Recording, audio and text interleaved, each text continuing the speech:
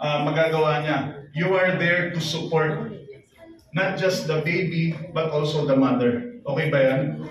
Ayan. So mga ninong at ninang, kayo ba ay nangangako na magiging mabuting example kay baby Candice Jamiel sa isip, sa salita at sa gawa? Yes! You promise that you will guide her, give her good guidance and prayer para sa batang ito.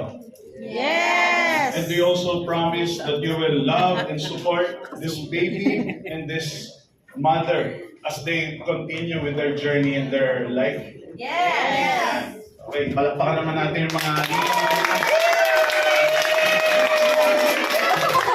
So ngayon, ganito gagawin natin. We will pray for them. Sige, tayo ka. Hindi ko nabubuhatin yung bata. Kasi usually dapat binubuhat ko yung baby.